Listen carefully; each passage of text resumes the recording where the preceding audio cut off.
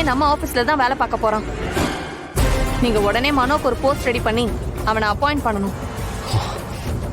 Shut up அபி. என்ன விளையாடுறியா? ஏய், நீ யார்கிட்ட பேசிட்டு இருக்கேன்னு தெரியுதா?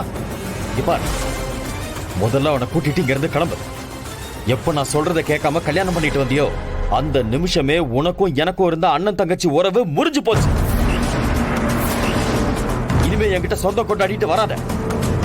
அவனை வீட்டுக்குள்ள விட்டு வைக்கிறது பெரிய விஷயம் நினைச்சிட்டு இருக்கேன்.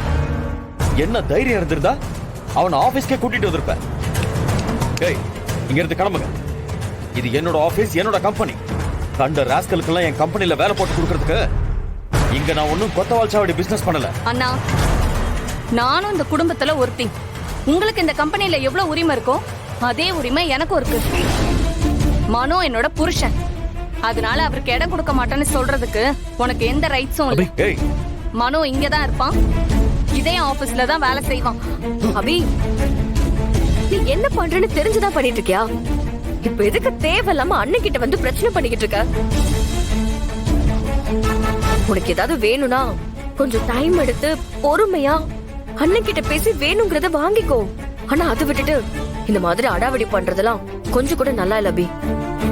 சொன்னா கேளு ப்ளீஸ். முதல்ல இங்க இருந்து கிளம்பு. ஏய், நீ என்ன மித்ரா அவர்கிட்ட போய் கெஞ்சிக்கிட்டு இருக்க? இதுங்களெல்லாம் எப்படி டீல் பண்ணணும்னு எனக்கு நல்லா தெரியும். டேய், கிளம்புடா இங்க இருந்து முதல்ல. டேய், யார கேட்றா என்னோட ஆபீஸ்க்குள்ள வந்த ராஸ்கல்? டேய், இனி ஒரு நிமிஷம் கூட நீ இங்க நிக்க கூடாது. டேய், ரெண்டு பேரும் போங்க வெளியே.